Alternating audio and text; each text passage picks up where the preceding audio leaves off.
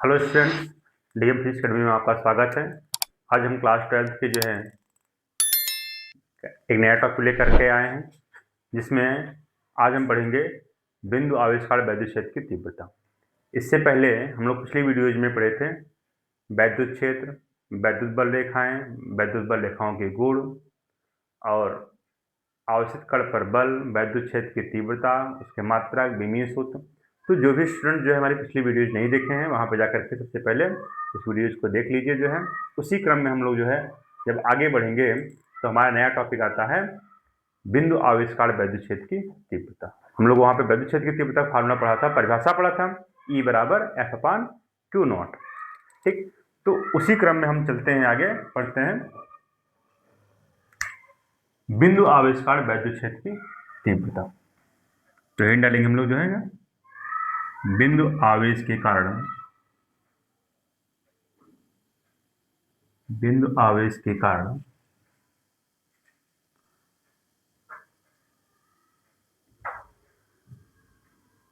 वैद्युत क्षेत्र की तीव्रता, वैद्युत क्षेत्र की तीव्रता। इसका हम चित्र बनाते हैं। एक बिंदु है O, इस पर एक आवेश रखा गया है Q। जब हम Q आवेश रखेंगे तो इसके चारों ओर वैद्युत क्षेत्र उत्पन्न होगा। जो इस वैद्युत क्षेत्र में इससे स्मॉल r दूरी पर, स्मॉल r दूरी पर एक बिंदु P है, जिस पर एक धन परीक्षण आवेश प्लस Q नॉट रखा होगा। तो धन परीक्षण आवेश प्लस Q नॉट रखेंगे और प्लस Q आवेश है, तो इस आवेश के कारण इस परीक्षण आवेश पर एक वैद्युत बल कार्य करेगा। एक इस आवेश के कारण वैद्युत बल प्लस आवेश है, प्लस आवेश का वैद्युत बल बाहर की ओर था, दूर की ओर कार्यरत होता है।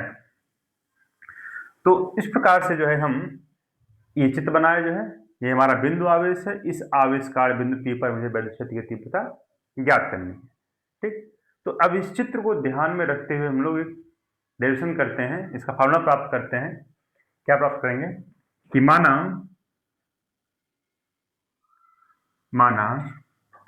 एक बिंदु आवेश, एक बिंदु आवेश प्लस Q मूल बिंदु O पर स्थित है।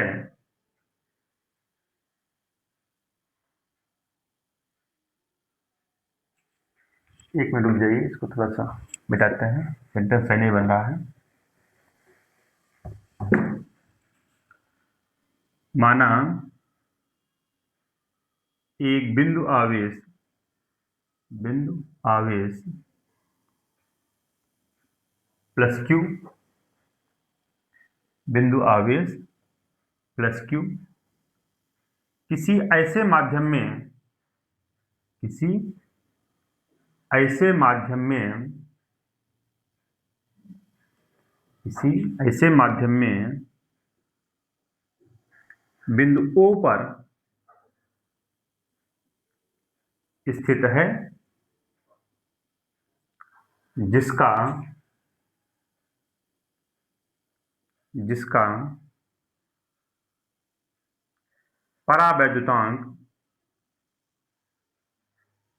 जिसका परावैद्युतांक कैपिटल K। अब आगे हम क्या करेंगे, बिंदु आवेश प्लस Q से स्मॉल r दूरी पर एक बिंदु P है। तुम कहेंगे प्लस Q द्वारा उत्पन्न, प्लस Q आवेश द्वारा, आवेश द्वारा उत्पन्न वैद्युत क्षेत्र में, उत्पन्न वैद्युत क्षेत्र में बिंदु O से, बिंदु O से स्मॉल r दूरी पर, बिंदु O से स्मॉल r दूरी पर एक बिंदु P जिस पर हमें वैद्युत क्षेत्र की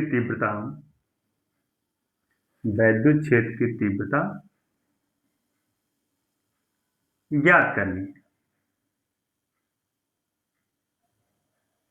जिस पर हमें वैद्युत क्षेत्र की तीव्रता ज्ञात करनी है।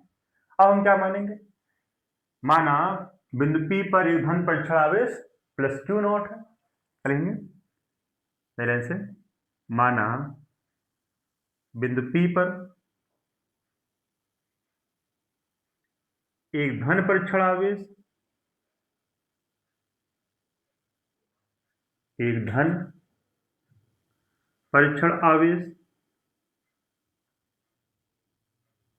प्लस क्यू नॉट स्थित है। अभी हम लोगों ने पिछली वीडियो में बताया था कि जिस आवेश का वैद्युत क्षेत्र उत्पन्न होता है उसे स्रोत आवेश, जिस आवेश के कारण जो है किसी आवेशित कण पर बल कार्य करता है वह हमारा परीक्षण आवेश। तो यहाँ पे प्लस के द्वारा आवेश उत्पन्न हो रहा है तो यह हो जाएगा हमारा स्रोत आवेश, और इस आवेश पर जो है वैद्युत बल लग रहा है तो यह हो गया हमारा परीक्षण आवेश। क्या माना बिंदु P पर एक धन परीक्षण आवेश प्लस क्यू नॉट स्थित है। अब हम कूलाम के नियम से कूलाम का नियम क्या है कि प्लस क्यू आवेश द्वारा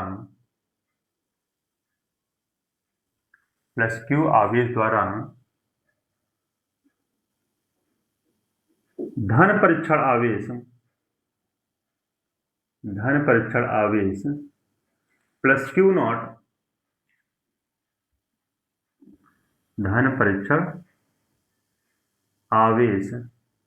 प्लस क्यू नॉट पर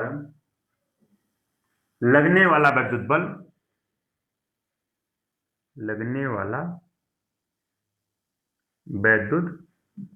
बल F बराबर फॉर्मूला लिखेंगे 1/4 पाई एप्सिलॉन नॉट के क्यू नॉट अपॉन R, क्योंकि Q1 हमारा Q है, Q2 हमारा Q नॉट है।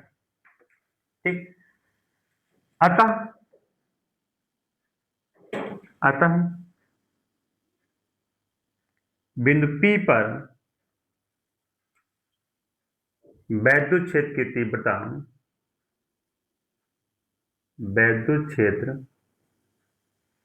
की तीव्रता E बराबर फॉर्मूला क्या होता है हमारा F अपॉन क्यू नॉट। तो यहां से अगर हम 1/क्यू नॉट को अलग कर लेते हैं तो F का मान रखेंगे। F का मान क्या है 1/4 पाई एप्सिलॉन नॉट के क्यू नॉट अपॉन R। यहां से क्यू नॉट ये कैंसिल हो जाएगा। ऊपर में लिखते हैं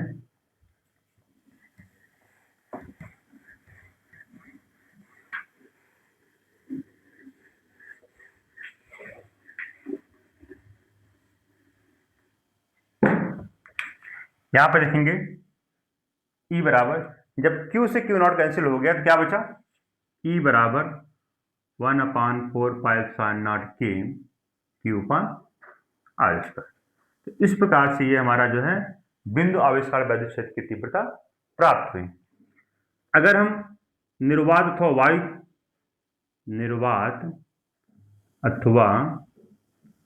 वायु के लिए बात करें, तो हम जानते हैं निर्वात अथवा वायु के लिए K का मान 1 होता है। तब हम जब यह आवेश निर्वात अथवा वायु में होगा तब हम बिंदु आवेशकाल वैद्युत क्षेत्र की तीव्रता का फॉर्मूला बनेगा E बराबर 1/4 pi epsilon not Q upon R square. और वैद्युत क्षेत्र की दिशा वही होगी जो आवेशित कण पर बल की दिशा होगी, अर्थात इसी दिशा में हमारा जो है वैद्युत क्षेत्र की तीव्रता भी होगी। इसके बाद हम नोट में इसके 2 पॉइंट्स पढ़ते हैं। क्या पॉइंट पढ़ते हैं, ये तो अगर प्लस आवेश था, अगर माइनस आवेश होगा तो क्या होगा तो देखते हैं।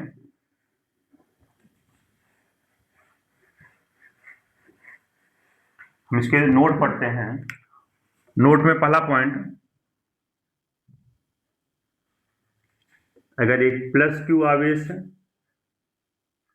स्मॉल r दूरी पर एक बिंदु P है, बिंदु P पर अगर हमें वैद्युत क्षेत्र की तीव्रता अगर पूछे, प्लस आवेश है, वैद्युत क्षेत्र की तीव्रता बाहर की ओर और उसका परिमाण 1/4πε0 Q/r। इस प्रकार से ये हमारा जो है फार्मूला प्राप्त हुआ। चित्र ही बनाएंगे हम लोग जो है, भाई कुछ लिखेंगे नहीं इसमें, ठीक है। दूसरा फार्मूला हमारा बनता है, अगर आवेशित कण ऋण आवेशित है और स्मॉल r दूरी पर एक बिंदु हमारा क्या है, P डैश है, इस पर जब हम वैद्युत क्षेत्र की तीव्रता ज्ञात करेंगे तो इसकी दिशा क्या होगी, आवेश की तरफ होगी। दिशा बदलेगी बस केवल, हमारी दिशा हमारी हो जाएगी आवेश की तरफ, लेकिन परिमाण क्या रहेगा, परिमाण वही रहेगा Q/r। तो इस प्रकार से हमारा अगर धन आवेश है तो वैद्युत क्षेत्र की तीव्रता आवेश से दूर की तरफ, ऋण आवेश है तो ऋण आवेश के कारण वैद्युत क्षेत्र की तीव्रता उस आवेश की तरफ होती है। तो इस प्रकार से हम लोगों ने देखा है कि बिंदु आवेश के कारण वैद्युत क्षेत्र की तीव्रता का फार्मूला क्या होता है और कैसे प्राप्त करते हैं, ठीक? अब इसके बाद हम लोग शुरू करेंगे क्या, वैद्युत द्विध्रुव। वैद्युत द्विध्रुव क्या होता है,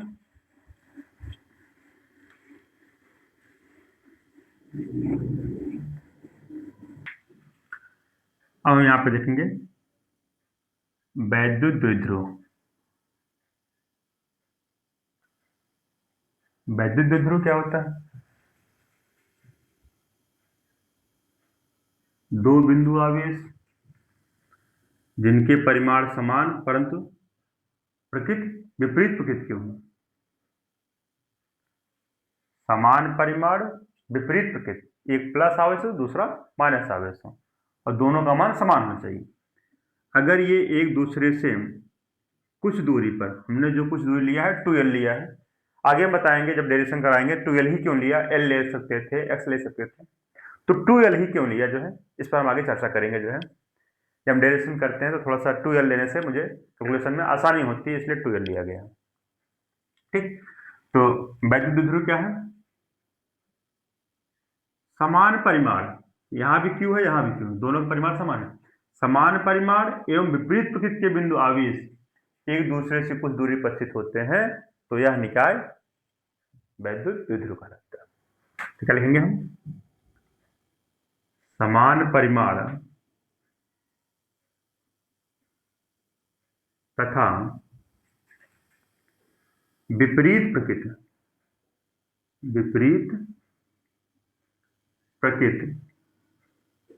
के बिंदु आवेश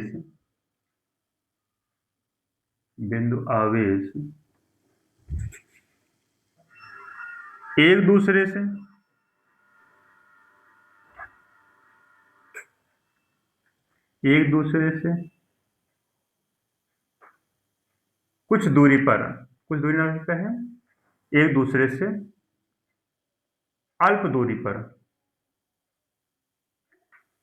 स्थित होते हैं, एक दूसरे से अल्प दूरी पर स्थित होते हैं तो यह निकाय में क्या आएगा, ये पूरा दोनों आवेश आएंगे, तो यह निकाय वैद्युत द्विध्रुव कहलाता है। वैद्युत द्विध्रुव कहलाता है, ठीक। वैद्युत द्विध्रुव क्या है, समान परिमाण एवं विपरीत प्रकृति के आवेश बिंदु आवेश एक दूसरे से अल्प दूरी पर स्थित होते हैं तो यह निकाय वैद्युत द्विध्रुव कहलाता है। अब आगे हम पढ़ते हैं क्या, वैद्युत द्विध्रुव आघूर्ण। वैद्युत द्विध्रुव आघूर्ण, ये क्या होता है, अब कह रहे हैं किसी वैद्युत द्विध्रुव में किसी आवेश का परिमाण, चाहे इसका लें चाहे इसका, दोनों का परिमाण समान है तो एक का परिमाण लेते हैं। किसी एक आवेश का परिमाण तथा उनके बीच की अल्प दूरी के गुणनफल को वैद्युत द्विध्रुव आघूर्ण कहते हैं। तो हम क्या कहेंगे, वैद्युत द्विध्रुव में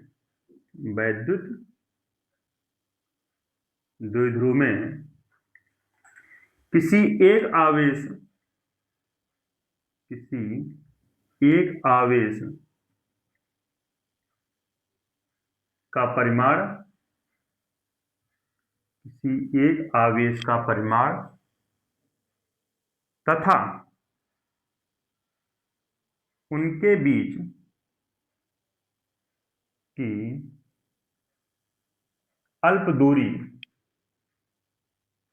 का परिमाण, तथा उनके बीच की अल्प दूरी का गुणनफल, वैद्युत द्विध्रुव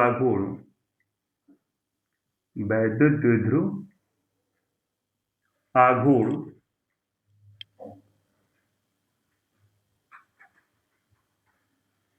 कहलाता है।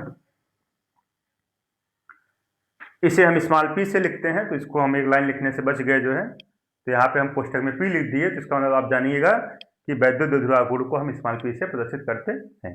तो क्या होगा ऐसा, वैद्युत द्विध्रुव में किसी एक आवेश का परिमाण तथा उनके बीच की अल्प दूरी का गुणनफल वैद्युत द्विध्रुव आघूर्ण p कहलाता है। ठीक, अब इसकी दिशा के बारे में देखते हैं।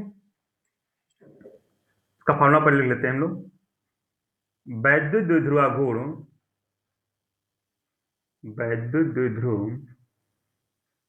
आघूर्ण बराबर एक आवेश का परिमाण गुणे अल्प दूरी करना थोड़ा कम सही है, उनके बीच की अल्प दूरी,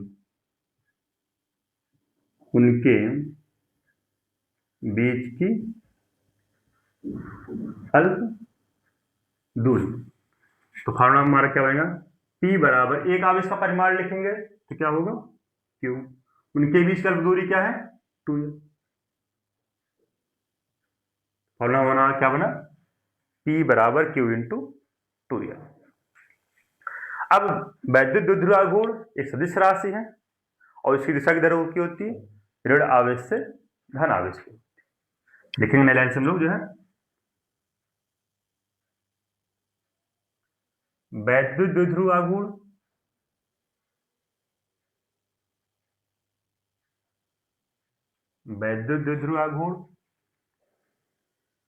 एक सदिश राशि है,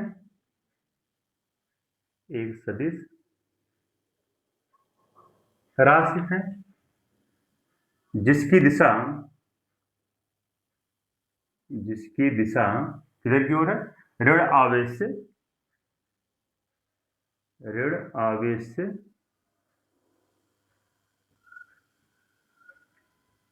धन आवेश की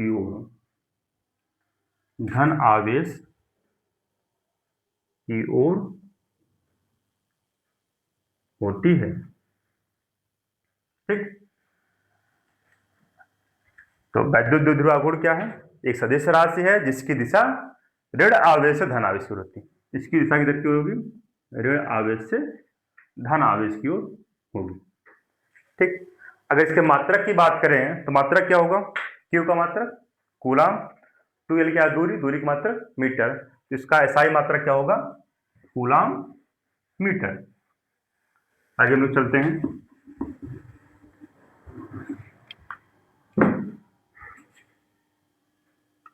पहले सीखेंगे इसका SI मात्रक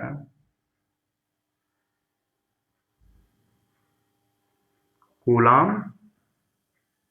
ये डैश का है, ये माइनस नहीं है, कूलाम माइनस मीटर ना पड़ेगा, इसको इनटू में पढ़ते हैं लेकिन इस भाषा में इसको हम डैश लेते हैं। कूलाम मीटर क्वेश्चन में लिखेंगे कैपिटल CM। इसका SI मात्रक कूलाम मीटर होता है तथा विमीय सूत्र बीमी सूत्र क्या होगा, क्लास 11 में पढ़ा होगा, क्यू का बीमी सूत्र क्या होता है 80, और एल का बीमी सूत्र क्या होगा एल, जो सॉल्व करेंगे क्या आएगा एल टी ए। तो इस प्रकार से हमारा जो है वैद्युत ध्रुव आघूर्ण का बीमी सूत्र क्या हुआ एल टी ए, और मात्रा क्या होगा कूलम मीटर जो है। तो इस प्रकार से हमारा जो है वैद्युत द्विध्रुव क्या होता है, वैद्युत ध्रुव आघूर्ण क्या होता है, या कैसी राशि है, इसकी दिशा क्या होती है, इन सब के बारे में हम लोगों ने चर्चा किया जो है। अब आगे हम देखते हैं, अभी तक हम लोग जो है विद्युत क्षेत्र की तीव्रता से संबंधित दो बातें पढ़ा। एक तो विद्युत क्षेत्र की तीव्रता की परिभाषा पढ़ा जो है, वहां पे पढ़ा E बराबर एफ अपान क्यू नॉट, और आगे हम लोगों ने फिर पढ़ा जो है बिंदु आवेशकाल वैद्युत क्षेत्र की तीव्रता। तो वहां पे हमने ये देखा कि बिंदु आवेशकाल वैद्युत क्षेत्र की तीव्रता का फॉर्मूला मिला E बराबर 1/4π क्यू अपन आर स्क्वायर। अब आगे हम देखते हैं कि द्विध्रुव के कारण वैद्युत क्षेत्र की तीव्रता क्या होती है, इसका डेरिवेशन हम लोग करने चल रहे हैं।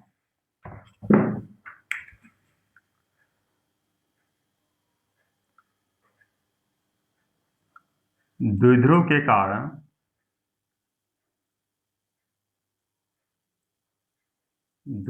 कारण वैद्युत क्षेत्र की तीव्रता, वैद्युत क्षेत्र की तीव्रता, हम पूरा नाम हमारा वैद्युत द्विध्रुव है, तो हम कभी शॉर्टकट में जो है द्विध्रुव भी कह देते हैं, वैद्युत द्विध्रुव कहें चाहे द्विध्रुव कहें, ठीक, लिख लो पूरा। वैद्युत द्विध्रुव के कारण वैद्युत क्षेत्र की तीव्रता। हम जानते हैं कि वैद्युत द्विध्रुव पर दो प्रकार के अक्ष होते हैं, एक अच्छी स्थिति और एक निरक्षीय स्थिति। तो वैद्युत द्विध्रुव के कारण वैद्युत क्षेत्र की तीव्रता हम लोग दो स्थितियों में ज्ञात करते हैं। तो थोड़ा सा लाइन लिखते हैं, क्या वैद्युत द्विध्रुव के कारण,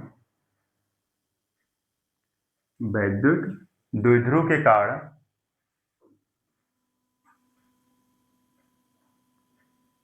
वैद्युत क्षेत्र की तीव्रता, वैद्युत क्षेत्र की तीव्रता निम्नलिखित स्थितियों में ज्ञात कर सकते हैं।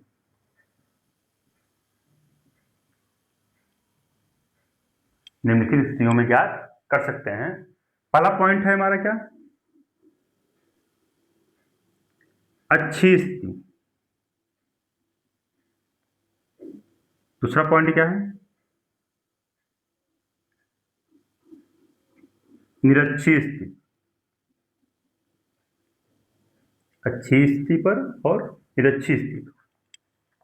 यूपी बोर्ड में जो है इन दोनों में से जो है एक डेरिवेशन परीक्षा में पूछा जाता है 3 नंबर का जो है, ठीक। इन दोनों डेरिवेशन में से एक डेरिवेशन जो है परीक्षा में पूछा जाता है, तो दोनों को हम बारी बारी से कराते हैं और देखते हैं क्या होता है। हम इन सब डेरिवेशंस को जो है चित्र को ध्यानपूर्वक देखेंगे, चित्र अगर समझ में आ गया तो हम शब्दों को लिख लेंगे कैसे होता है, ठीक। तो चलिए हम पहली हेडिंग डाल लेते हैं, अच्छी स्थिति।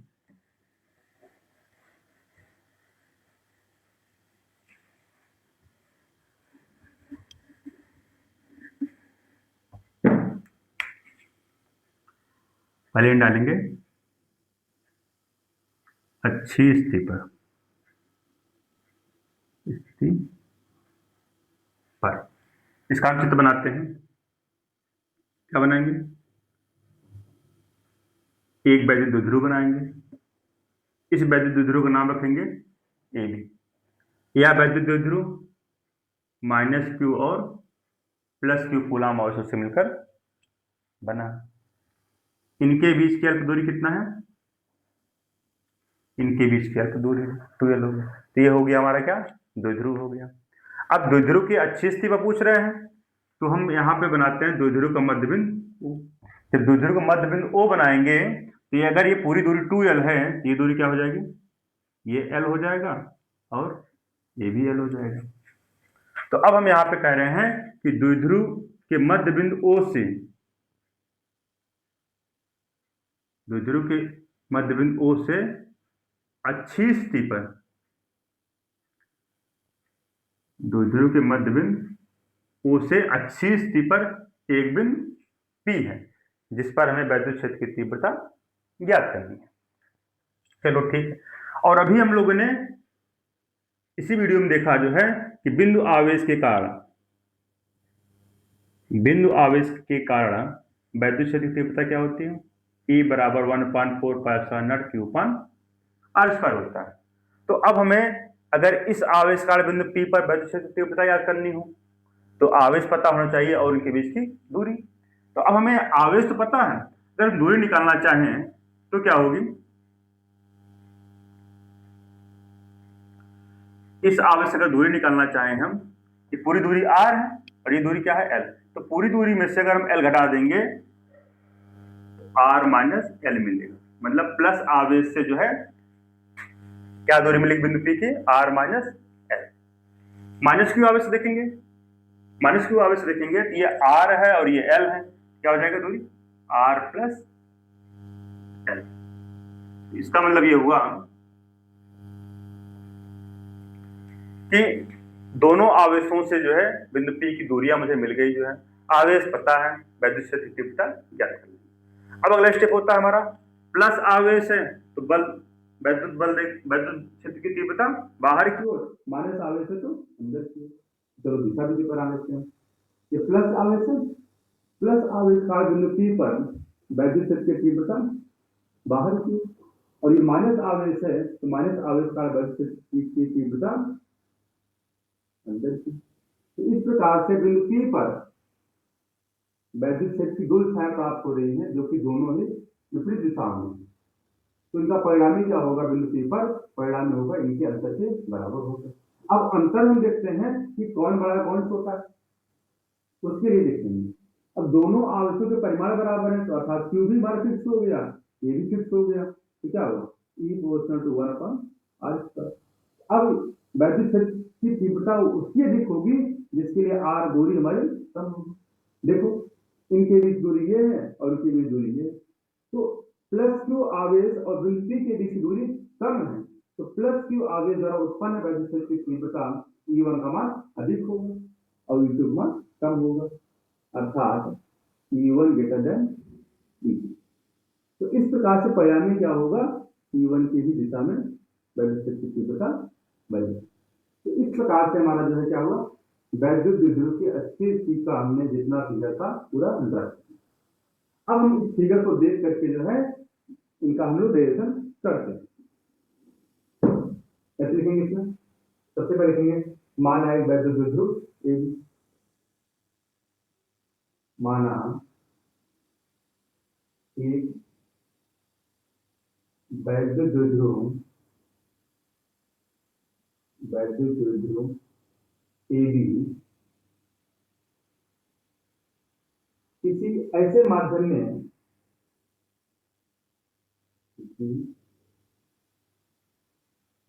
ऐसे माध्यम में स्थित है जिसका परावर्तन कैपिटल है,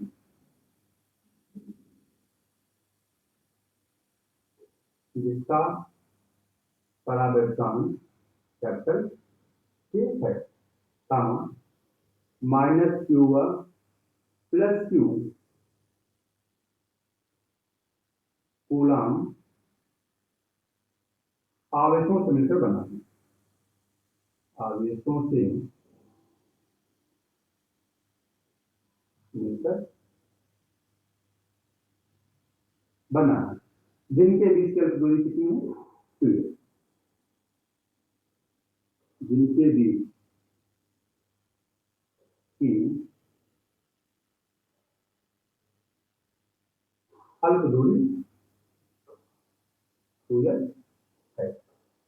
अब आगे लिखते हैं क्या, माना द्विध्रुव के मध्य बिंदु O से r दूरी पर अच्छी स्थिति पर एक बिंदु P, लिखेंगे आगे हम, माना द्विध्रुव की मध्य बिंदु O से r दूरी पर अच्छी स्थिति पर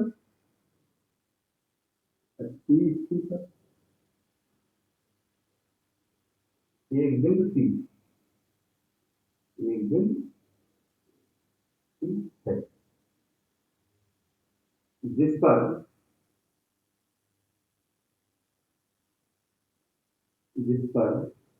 वैद्युत क्षेत्र की तीव्रता ज्ञात करनी है। तो मैं टारगेट में लिखा क्या कि वैद्युत द्विध्रुव के मध्य बिंदु से स्मॉल r दूरी पर एक बिंदु P है, जिस पर हमें वैद्युत क्षेत्र की तीव्रता ज्ञात करनी। तो ठीक है, अब हम क्या करेंगे, जब ज्ञात करनी है तो हम E1 और E2 निकालेंगे। कैसे निकालेंगे, प्लस Q आवेश कारण निकालेंगे।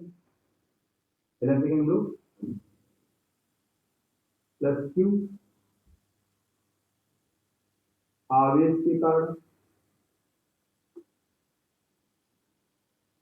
बिंदु P पर वैद्युत क्षेत्र की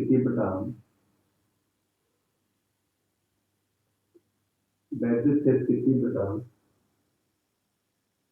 E1 बराबर, हम जानते हैं बिंदु आवेश पर क्या होता है, E1 बराबर 1/4 पाई sin not K Q/r square. R क्या है, r माइनस एल का होल स्क्वायर। और इसकी दिशा अगर हम देखें जो है ये O है, ये P है, OP के अंदिश बाहर की, OP के अंदिश बाहर की, इसकी दिशा क्या है, E1 की OP के अंदिश बाहर की। चलो ठीक, तथा माइनस Q आवेश के कारण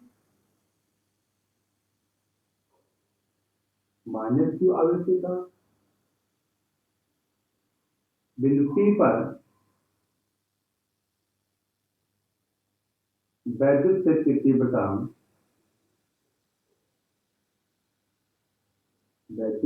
तीव्रता E2 बराबर क्या लिखेंगे, 1/4 पाई sin नॉट K Q/, दूरी कितनी है, यह है r प्लस एल का होल स्क्वायर। इसकी साइड है क्योंकि OP के अंदिश अंदर की ओर, दिशा की बात करेंगे हम, OP के अंदिश अंदर की ओर। ठीक, तो अब हम यहां पे देख रहे हैं बिंदु P पर पर्यावरण वैद्युत की प्रयास करनी होगी। क्या कहेंगे हम, क्योंकि E1 व E2 परस्पर विपरीत दिशा में है, क्योंकि E1 व E2 परस्पर विपरीत दिशा में है,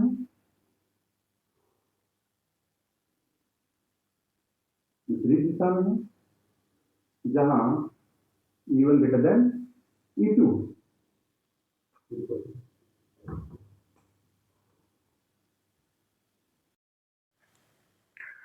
अब हम यहाँ पे देख रहे हैं क्योंकि E1 व E2 परस्पर विपरीत दिशा में है, जहां E1 ग्रेटर देन E2। हम लोगों ने देखा कि E1 कैसे बड़ा है E2 से। ठीक, अतः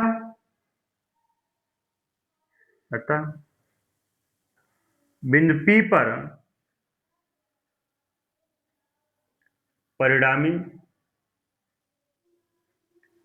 वैद्युत क्षेत्र की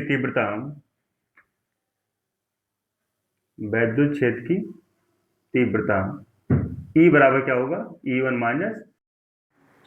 अब हम यहाँ पे E1 और E2 को मान रखेंगे। E1 मान कितना होगा, 1/4 पाई sin not K Q/r minus L का होल स्क्वायर। और E2 को मान रखेंगे क्या, 1/4 पाई sin not K Q/r plus L का होल स्क्वायर। अब इसको हम सॉल्व करते हैं। अब आगे हम ई को सॉल्व करते हैं। ई बराबर क्या मिलता है हमारा, अब हम देख रहे हैं दोनों ही पार्ट में 1/4 के कॉमन है और क्यू भी कॉमन है, तो दोनों को हम कॉमन कर लेंगे। क्या क्यू पान 4 जब के कॉमन कर लेंगे तो क्या बचेगा 1/r-l का होल स्क्वायर माइनस 1/r+l का होल स्क्वायर। अब इसको हम भिन्न की तरह सॉल्व करेंगे।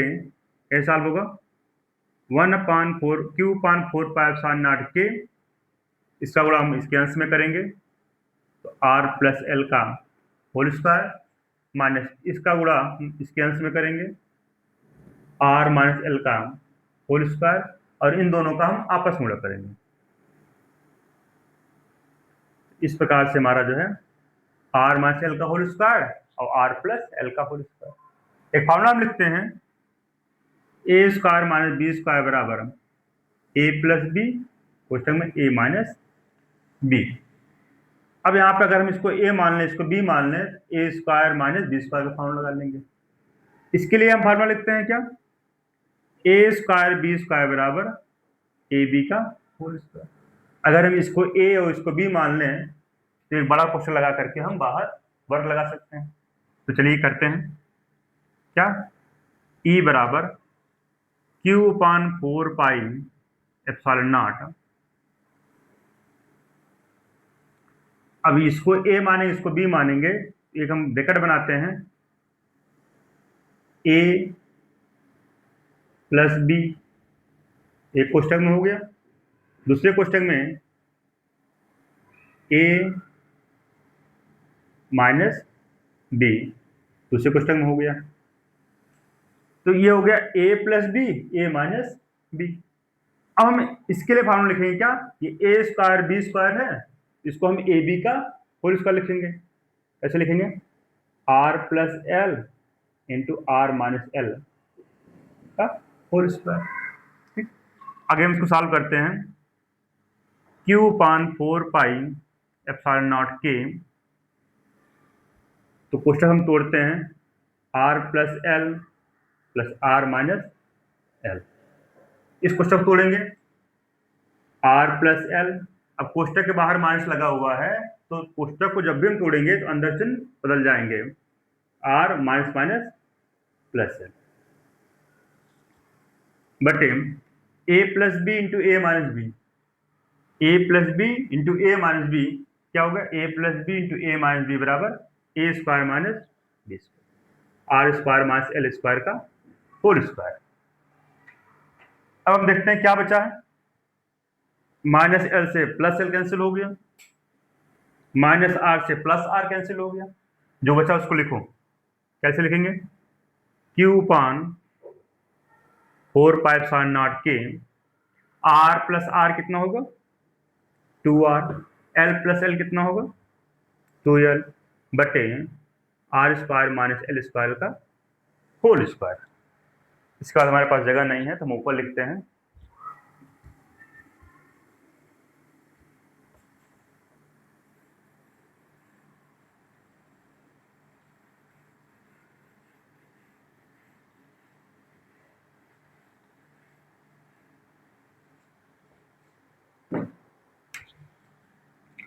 अब हमारा फार्मूला क्या बनेगा, हम Q को जो है 2l के साथ कर देते हैं।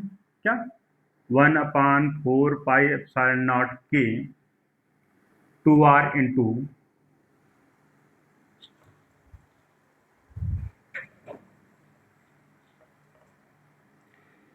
E बराबर 1/4πε0 के, Q को हम 2l के साथ कर देते हैं, 2r × Q × 2l बटे r² - l² का होल स्क्वायर। अब हम जानते हैं, क्या जानते हैं, जहां Q × 2l बराबर क्या होता है P। P क्या है, द्विध्रुव आघूर्ण है। P हमारा क्या है, द्विध्रुव आघूर्ण है। और यदि r is very greater than small l हो तो इसका क्या मतलब है? इसका मतलब ये कह रहा है यदि r का मान हम 100 ले लें और l का मान 1 ले लें तो क्या करोगे? r स्क्वायर का वर्ग करोगे, 100 का स्क्वायर क्या होगा? 10,000, और l स्क्वायर का वर्ग कितना होगा? तो r का मान 1 की तुलना में बहुत बड़ा है। अगर इनका हम वर्ग करेंगे ये तो और भी बड़ा हो जाएगा। तो हम यही कह रहे हैं कि यदि r is very very greater than small l हो तो l स्क्वायर का मान टेंस टू 0 होता है। l स्क्वायर का मान 0 नहीं होता एग्जैक्टली, ये 0 के करीब में होता है, अर्थात इसको हम 0 मान सकते हैं। लिखेंगे हम E बराबर 1/4π sin0 k, 2r अपनी जगह पे है, इसकी जगह क्या हो गया हमारा p बटे r square minus l square जो है टेंस टू 0 हो गया, 0 के करीब में है का होल स्क्वायर, तो क्या आएगा 1/4π sin0 k 2r into P अपान r स्क्वायर माइनस 0 करोगे तो r स्क्वायर आएगा, और r स्क्वायर का स्क्वायर करोगे, r स्क्वायर का स्क्वायर करोगे क्या बनेगा? r की घात 4, यहाँ पे हो गया r की पावर 4। r की पावर 4 में से एक r हम कैंसिल करेंगे तो क्या बचेगा? जब एक r कैंसिल होगा r क्यूब हमारा यहाँ पे बचेगा, क्या आया 1/4π sin0 k, ऊपर बचा हमारा 2p अपान r क्यूब। तो इस प्रकार से हमारा जो है द्विध्रुव की अच्छी स्थिति पर वैद्युत क्षेत्र की तीव्रता का जो फॉर्मूला प्राप्त हुआ E बराबर 1/4π sin0 k 2p अपान r क्यूब। आगे हम देखते हैं निर्वात अथवा वायु के लिए, निर्वात अथवा वायु के लिए k का मान कितना होता है? k बराबर 1 होता है। जब k बराबर 1 रखेंगे तो फॉर्मूला क्या मिलेगा हमें? E बराबर 1/4π sin0 2p अपान r क्यूब। अब हम जानते हैं वैद्युत क्षेत्र की तीव्रता एक सदिश राशि है, इसकी दिशा किधर की ओर होगी? इसका अगर हम एक चित्र और बनाए नया, देखिएगा ये माइनस क्यू है, ये प्लस क्यू है, इसका मध्य बिंदु O लेते हैं, यहां से स्मॉल r दूरी पर इसकी अच्छी स्थिति पर एक बिंदु P है। जब बिंदु P लेंगे हम और ये दूरी L हो जाएगी, ये L हो जाएगा, तो इसमें वैद्युत क्षेत्र की परिणामी दिशा किधर की ओर है? बाहर की ओर है, अर्थात इस कंडीशन में दिशा हो जाएगी E, और इसका परिमाण कितना हो जाएगा? E बराबर 1/4π sin0 2p अपान r। तो इसका मतलब ये हुआ परिमाण E बराबर 1/4π sin0 2p अपान r क्यूब हुआ, और दिशा द्विध्रुव के अक्ष के अनुदिश, जिस दिशा में P है उसी दिशा में E है। P की दिशा क्या है? ऋण आवेश से धन आवेश की ओर। हम कहेंगे अतः अच्छी स्थिति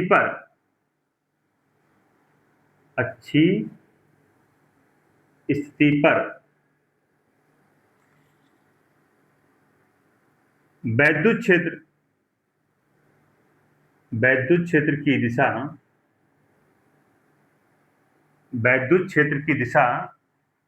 द्विध्रुव के अक्ष के अनुदिश है, द्विध्रुव की अक्ष के अनुदिश, ऋण आवेश से धन आवेश, ऋण आवेश से धन आवेश की ओर होता है।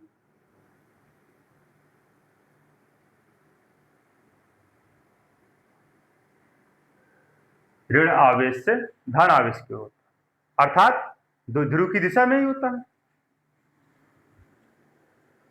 अर्थात द्विध्रुव आघूर्ण की दिशा, द्विध्रुव आघूर्ण की दिशा में होता है। क्या मैंने लिखा? अतः अच्छी स्थिति पर वैद्युत क्षेत्र की दिशा द्विध्रुव की अक्ष के अनुदिश, द्विध्रुव की अक्ष है, द्विध्रुव की अक्ष के अनुदिश ऋण आवेश से धन आवेश की ओर होता है, अर्थात द्विध्रुव की आघूर्ण की दिशा में होता है। ठीक, इस प्रकार से ये हमारा वैद्युत द्विध्रुव के कारण अच्छी स्थिति पर वैद्युत क्षेत्र की तीव्रता का फॉर्मूला सिद्ध हो गया। ठीक, अब हम लोग जो है नेक्स्ट वीडियो में इसके निरक्षीय स्थिति पर वैद्युत क्षेत्र की तीव्रता प्राप्त करेंगे जो है। तब तक के लिए धन्यवाद।